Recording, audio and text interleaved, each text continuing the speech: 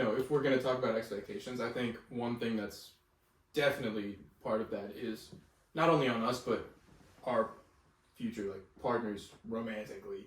But not business partner. Yeah, right. No, but romantic partners and how we choose them, how we approach relationships and stuff like that. You know what I mean? Yeah, I feel like when you grow up, your parents give you a set list of do's and don'ts with relationships that you either choose to follow or you choose not to follow with them knowing or without them knowing. But I feel like having that list is always going to be in the back of your mind, just because there's just certain standards that you have. Right. And there's an implicit or an explicit thing of be good at studies, make sure you get into the good school. So the implicit stuff of make sure you have a great group of friends, make sure you maybe start dating around and stuff. That's just not really said. Yeah. And so for me, it took me a long time before I kind of kicked things into gear and I actually started to think about all of those. I remember when I was younger, my parents are much more liberal, right? When I was younger, when I was 10, and I think this is fresh off of an Obama victory, so my dad was feeling super bold. He was like, Avi, it's okay to be gay. I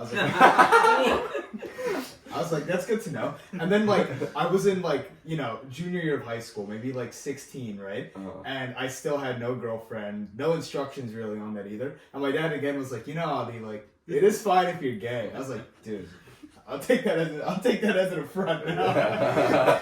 Now it's I'm like, damn, I gotta do something. No, for sure. I think there's that switch. But going back to the explicit or implicit thing, there's you hear the random comments here that for example the tattoo thing.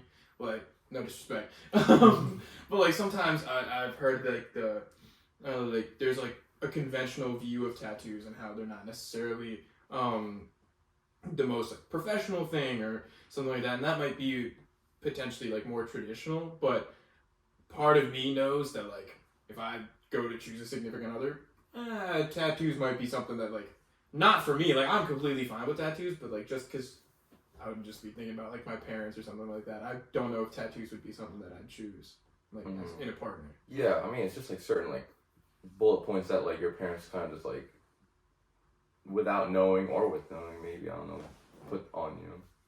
What's crazy to me is the transition from, right now you have to focus on your studies, make sure you can't be having girlfriends or anything, to all of a sudden, one of the times, I come back from college, he's like, G'day, girlfriend, hold on, right. I was like, it's so cool. It's such a cool transition. It's crazy quick, yeah. And it's like you're not supposed to have a girlfriend, and then age 21 hits. You're you better have a girlfriend. It's dude, there's some groundwork I gotta lay. You made sure that it would be harder for me to have a girlfriend. No, exactly. Yeah. What do you want me? It's like you tell your kid not to study, and they're like, all right, so how's your MCAT score? It's dude, I have to put in some work. Yeah, it's never talked about, so you don't know you learn this through outside information, but you never specifically talk about how to do those kind of things for dating or something like that. For me specifically, it was growing up. My parents, as many Bengali parents do, put a big emphasis on education. They're like, oh, you need to do this well. You need to be good at school. The purpose of being good at school is to get into a good college. I go to pretty good college, but it's an engineering school, Purdue, very male dominated. And, what's the fruit of all my, studies, all my hard work? It's going to a school where there are less girls, where now the goal has shifted to not being as good at, more towards, Kide, when I come home, and it's like, Kide, girlfriend, hello. And it's well, you told me to study to get into engineering school. I'm at engineering school. It's 70% guys. Not dissing the Purdue girls out there. There are many beautiful women out there. But, but I kind of... My parents kind of shot me in the foot with that. They got a small population size. Yeah. Just give me a harder competition. Yeah. Yo, dude. Okay, but here's the thing, though. Obviously there's these expectations and everything, but I feel that's not only put on us. We have to definitely choose people that, regardless of any who they are, as long as they're good people. That's for sure. They'll be happy. I don't know. What are some characteristics or something, not necessarily physical, but just personality wise, what are some characteristics that we kind of have? I mean, I definitely think just because of us being Bengali, like in a girl, I'll look for somebody who is similarly like has some level of, I guess, they also have an expectation for themselves of being successful. Yeah, like the ambition. Yeah. Yeah, Yeah. and like a basic degree of like discipline of I guess like a bit of like we also have an element of like, oh, this is right, this is wrong, right? Some like basic moral values, some class of like, oh, this is how I should act. Just the stuff that we were expected to have, I've kind of also expect that in my future.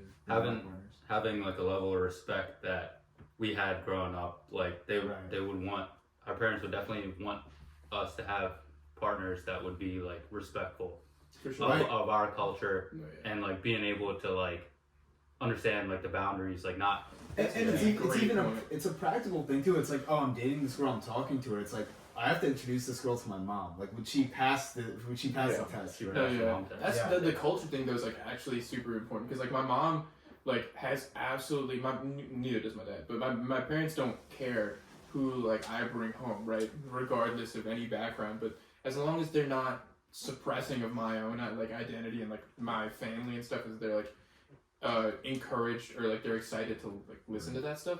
Dude, my mom will fall in love so fast with that. Yeah. Like They have to respect our culture. Cultural acceptance, I feel like, is like the biggest thing. Like if they could like mesh with, let's say, my parents and then go to like, I don't know, like some Chinese restaurant and like talk to the people that work there, and just like it's just like being able to like talk to people and like no matter the race, like Indian, white, black, doesn't matter, as long as they're able to adapt and like learn, you know what just I be mean? all around inclusively good people. Yeah, just be a good 100%. person, really. It's actually really nice. Like, you know what I mean? Yeah. Like, there's not that expectation, but like overall.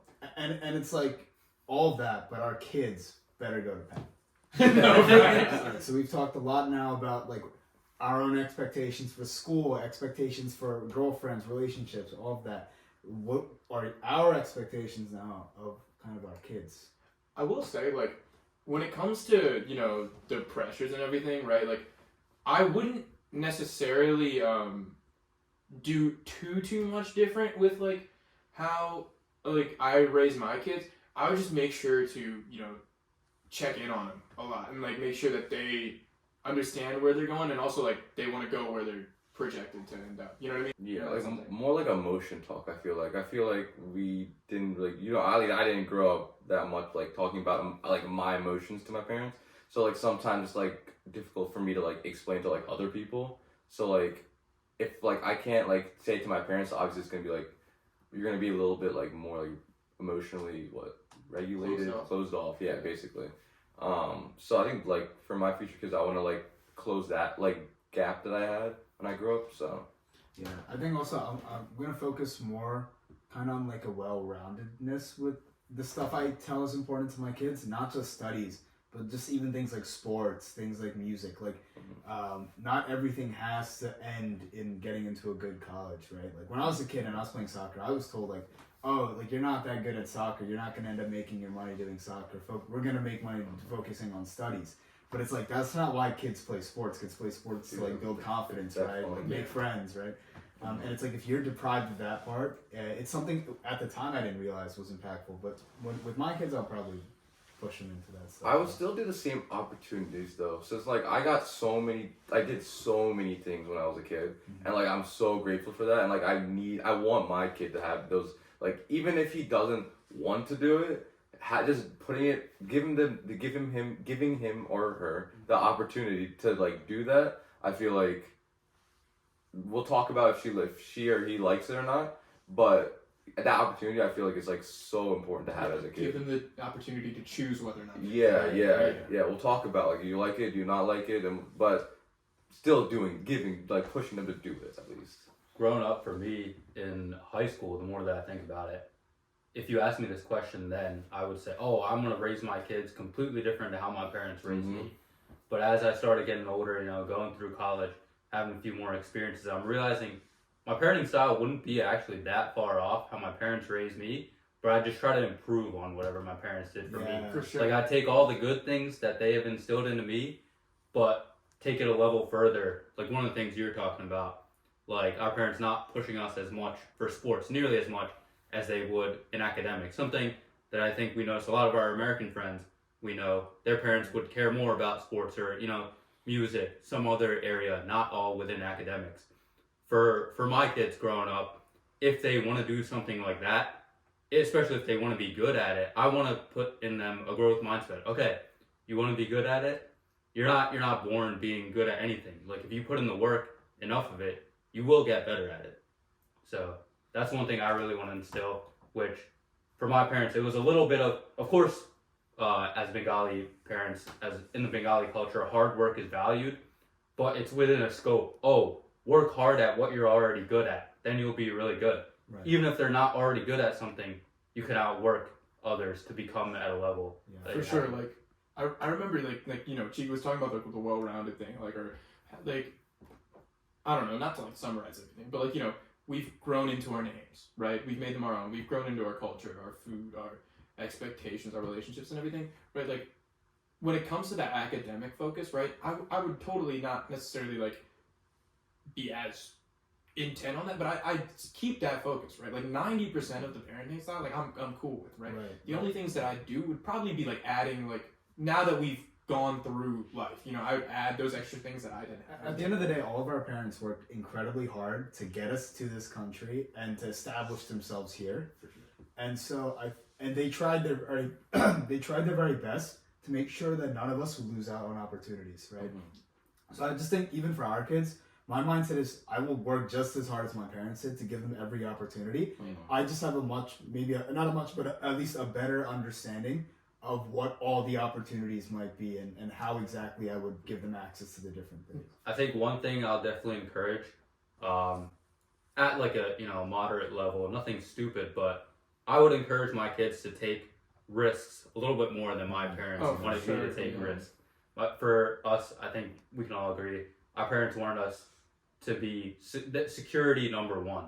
The whole reason of doing well at school, so you get into a good college, is for security.